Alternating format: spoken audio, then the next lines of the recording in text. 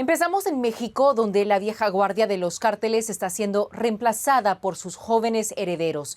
Y no se parecen en nada a los capos de años anteriores. Según un artículo de Milenio, estos narco juniors están transformando las operaciones. Son empresarios capaces de hacer acuerdos internacionales y utilizan criptomonedas para lavar dinero.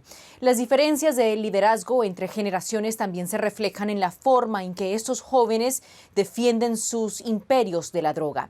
Su arsenal ahora incluye drones y bloqueadores de señal y difunden propaganda en redes sociales para reclutar nuevos miembros. Con nuevos líderes surgen nuevos dilemas en la diplomacia internacional. ¿Obligarán estos jóvenes mexicanos a un cambio en la estrategia de Estados Unidos en su lucha contra las drogas? Anel Tello, periodista de la publicación mexicana Milenio, está conmigo ahora para abordar este tema. Bienvenida a Fox Noticias, Anel. Muchas gracias, Andrea. Un gusto saludarte a ti y a tu auditorio. Gracias. Pues como bien Hemos visto, mencionas, sí, hemos visto históricamente que la captura de un capo puede producir organizaciones más pequeñas, pero también guerras territoriales mucho más violentas. ¿Desmantelar el liderazgo realmente reduce el narcotráfico?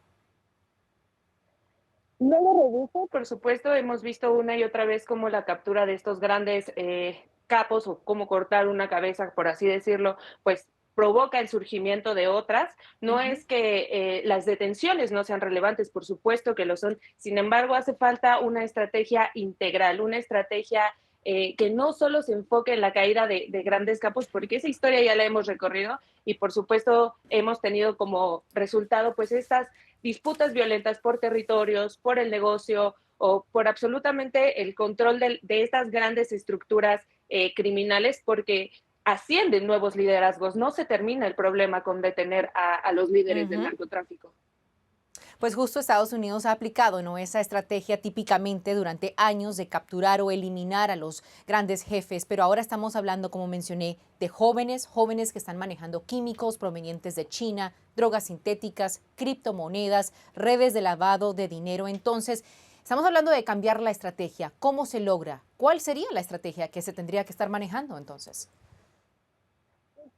Primero es entender esto, entender que ya no estamos frente a este perfil de un campesino que por tener bajos recursos se inmiscuyó en el tráfico y en la producción de marihuana o de amapola, ¿no? Ya estamos hablando de redes internacionales. Entonces, por supuesto, hace falta una cooperación internacional, no solo con Estados Unidos, ¿no? Lo vimos también con China, que acusaron a farmacéuticas por dar justo estos precursores químicos. Incluso tenemos casos, por ejemplo, en el caso del cártel Jalisco Nueva Generación, en el tema de armas, en donde sus esquemas de tráfico de armas también se están extendiendo a otros continentes, ¿no? Lo vimos en África, recientemente lo vimos también en República Checa, cómo han detectado estas redes ya internacionales. Obviamente hablamos de organizaciones con esos alcances como lo son el cártel de Sinaloa y el cártel Jalisco Nueva Generación. Entonces, en ese sentido, la cooperación es esencial, no se puede dejar de lado una cooperación internacional, pero también desde dentro,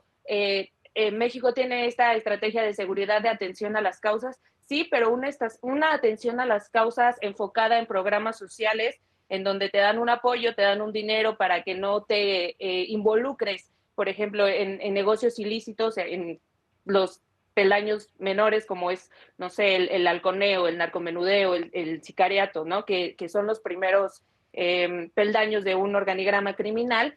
Sin embargo, pues ya hemos visto que no soluciona todo, quizás sí para unas familias está haciendo la diferencia, pero también no se está atendiendo y también se está dejando muy rezagada la parte de la reinserción social, ¿no? Tenemos este argumento de que la pacificación de un país empieza en las prisiones y las prisiones también están en el olvido. Entonces, creo que sí las detenciones son importantes, sí los operativos son importantes, el despliegue de las autoridades federales y la cooperación con agencias de seguridad estadounidenses es crucial, pero el problema va más allá. Se necesita una estrategia Ujú. integral que acañe todo desde raíz.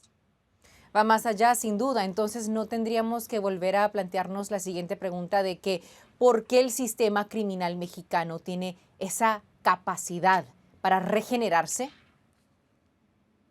Claro, claro, por supuesto. Digo, lo hemos visto en el pasado, lo vimos con el cártel de Guadalajara. Hay analistas y hay periodistas que dicen que eso fue un éxito, el arresto de los líderes del cártel de Guadalajara, pero realmente tras la caída de estos primeros líderes del cártel de Guadalajara, vimos el surgimiento del cártel de Sinaloa. Del cártel de Sinaloa, de las disputas o de las mismas divisiones que ha tenido, hemos visto el surgimiento de otros grupos. El mismo cártel Jalisco Nueva Generación se puede decir que surgió de este reacomodo criminal dentro de las organizaciones delictivas que operaban en el Pacífico mexicano y que justo surgieron pues a través de un reacomodo, de la captura de líderes o de traiciones. Entonces, sí. Claro que hemos visto una estrategia de seguridad que le ha faltado ese ganchito para poder justamente combatir sus estructuras y no solo sus liderazgos. Es que, Anel, tú justamente estás haciendo referencia a ese artículo en el que trabajaste en la publicación Milenio. Ahí lo estamos viendo en pantalla, en la que justamente estás hablando de esas traiciones que dinamitaron al cártel de Sinaloa. Entonces, ¿puede el nuevo modelo criminal ser aún más peligroso que aquel que solo dependía de una sola cabeza? Por supuesto, yo creo que algo más peligroso que el crimen organizado, pues es el crimen desorganizado, ¿no? Entonces, estas rupturas que ha atravesado esta estructura criminal que es el cártel de Sinaloa, pues ha dado el surgimiento de, pues ya no solo un grupo, sino varios, ¿no? Lo vemos actualmente, es el ejemplo más claro, esta disputa que se desata entre Chapitos y Mayos a partir justamente del secuestro y la traición de Ismael El Mayo Zambada. Se rompen estas dos familias que sostenían la cúpula del cártel de Sinaloa y es la guerra que llevamos viendo desde hace casi 2 años en Sinaloa, ¿no? Enfrentamientos diarios, homicidios, desapariciones, robos, y es un problema que ha tenido una dinámica sumamente interesante porque primero se concentró en Culiacán y se ha extendido por temporadas a otras partes del estado, ¿no? Ahorita ya la vemos también, vemos un poco más cargado los hechos delictivos en el sur de Sinaloa, pero ha ido mutando y la verdad es que ambas estructuras o ambas facciones han tenido o han contado con los recursos necesarios para mantener una guerra que ya se extendió durante 2 años, no es menor, ¿no? O sea, son 2 años en los que las únicas víctimas ha sido pues la población, la ciudadanía sinaloense que no ha tenido paz, no ha tenido calma, su cotidianidad se ha visto interrumpida y las acciones del gobierno federal, a pesar de que sí están presentes, a pesar de que sí hay colaboración con Estados Unidos, no han logrado pacificar el Estado, ni mucho menos neutralizar a ninguno de los dos bandos. O sea, los seguimos viendo enfrentándose y es un desarrollo que vimos en el pasado, por supuesto, con los Damaso primero, con los Beltrán Leiva, y en esos casos el conflicto justamente terminó con la derrota de uno de los dos bandos en disputa. No sé si ese sea el camino para pacificar ahora a Sinaloa, pero ya veremos con el tiempo cómo es un se cuento de desarrolla. nunca acabar, tristemente, este tema de la seguridad, delincuencia, los narcotraficantes, pero hay que continuar monitoreando esta situación y muy de acuerdo con que de alguna forma hay que cambiar también la estrategia a medida que esas operaciones también se han ido transformando. Anel Tello, muchísimas gracias por acompañarme. Buen día. Gracias a ti, Andrea. Excelente día. Gracias.